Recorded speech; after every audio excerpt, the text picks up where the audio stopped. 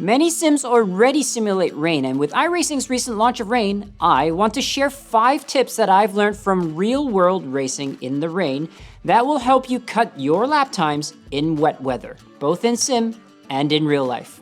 Let's go. You may have heard terms like dry line and wet line. The dry line simply refers to the racing line that drivers will take when the conditions are dry. In a race, all drivers take a variety of lines, but most of the time, the line is very similar.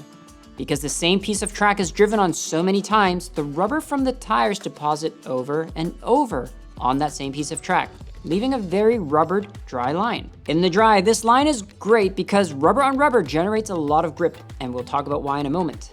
In the wet, however, this line becomes a smooth surface with water on it, which makes it very slippery. When you're on this line, or when you cross this line, it will be very slippery and you will lose grip. And since you will be driving forward most of the time, you will momentarily lose grip, starting with the front and then the rear. The front tires will also be the first to regain grip. This will cause a sudden fluctuation in balance if the car is cornering, as the front tires lose grip and then regain grip whilst the rear tires are losing grip. So, tip number 1 in wet racing, avoid the dry line when you can. However, crossing the dry line is inevitable. A driver cannot complete a corner without crossing a conventional dry line at least twice. So, to minimize the loss of stability, here's tip number 2. Cross the dry line as straight as possible.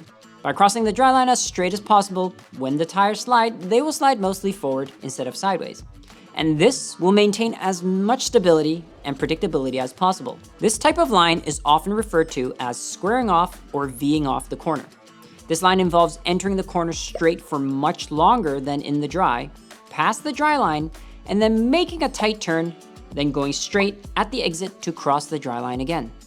By doing this, you are doing as much of the turning off the rubber and as little turning as possible while you cross the rubbered line. Some even drive what is called a rim shot, which is driving all the way along the outside of the corner. A side benefit to this is you may be driving through marbles. I don't know how effective it is, but I've been told that by picking up marbles, you help create some tread on your tires. In addition to avoiding the dry line, you need to find where there is grip. Tracks are not perfectly flat. There are undulations, hills, valleys, as well as changes in surface material. This will create hazards such as puddles, rivers, and smooth patches, all of which prevent the tire coming into direct contact with the road. And these hazards may be on your line, so you need to find a way around these hazards. The resulting line may not be ideal, and often the turning radius will be smaller. And if you remember from this video, a smaller radius at a certain amount of grip will have a lower speed. But what you're trying to find is a line that, even though the line is tighter with a smaller radius, it offers more grip, which will allow you to go faster than driving through the hazards. You may be wondering, why is water slippery? I know the question sounds a bit stupid, but the answer is actually quite interesting. And to answer that, we first need to know how a tire grips. A tire grips the road in 2 ways: deformation into the road texture, and molecular adhesion to the road surface. In the first way, the tire molds itself to the shape of the road surface, preventing it from sliding, much like the teeth of a gear. In the second way, the molecules of the tire rubber actually bond to the road surface and sticks to it like gum. And in fact, it is this adhesion that contributes to most of the grip of a tire. Those who have driven indoor karts on a smooth concrete track or set foot on a drag strip will know what I mean. It is the reason tire compounds are so important and why rubber on rubber is very grippy. Now, that's all good and fine when the track is dry, but what happens when the track is wet? When it is wet, a thin layer of water separates the track surface and the tire.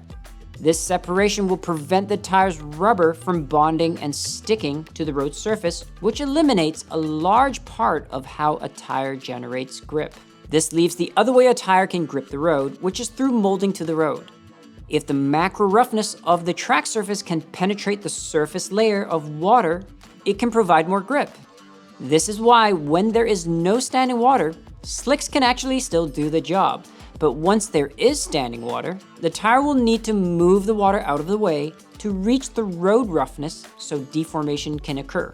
And this is what a tread pattern is designed to do. If the tire fails to displace the water, hydroplaning will occur. Many of you have experienced this in the rain at high speeds. Hydroplaning is when there is enough water pooling in front of the tire and the water pressure exceeds the pressure of the tire on the track. When this happens, the tire will lift off of the track surface and ride on top of the water. So in other words, the smoother the surface, the more slippery it is when wet. And this is why wet rubber is so dangerous. The rubber fills in the crevices of the track, making it perfectly smooth. The tire will not deform and cannot adhere to the track's surface. There is no way for the tire to grip unless you move enough water out of the way to reach the track's surface. And this brings us to tip number 3, avoid standing water.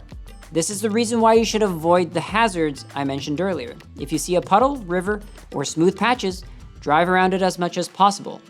You can often identify these hazards by looking for dark or reflective patches on the track's surface. And the only exception to this is if you need to cool down your tires. There are lots of things we need to consider when racing in the rain. First, visibility is going to be terrible.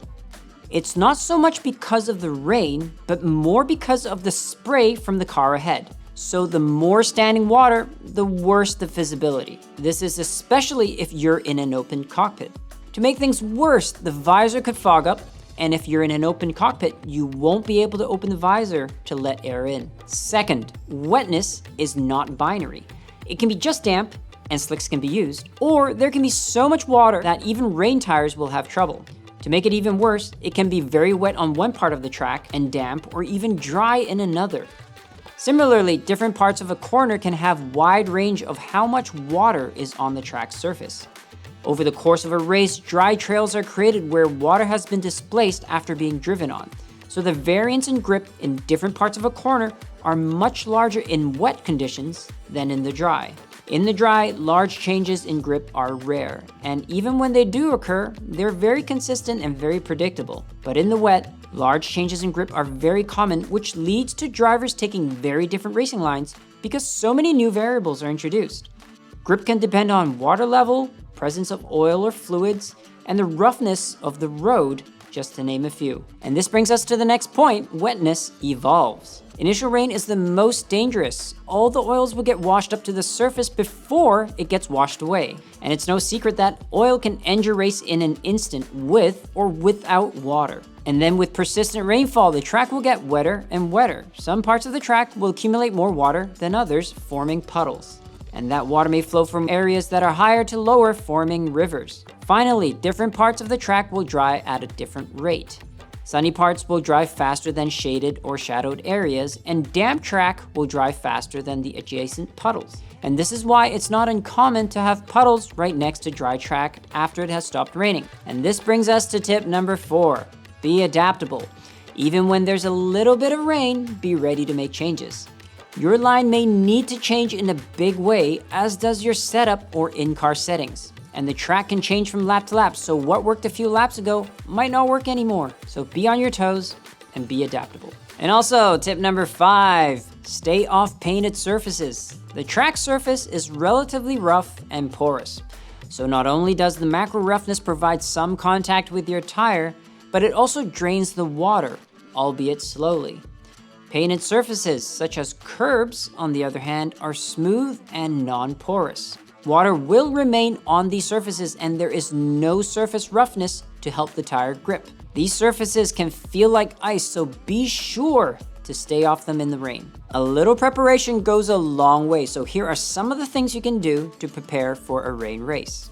I would recommend you to take a track walk. This really should be done in wet and dry conditions. In the real world, you would literally walk the entire track and note down anything that you see.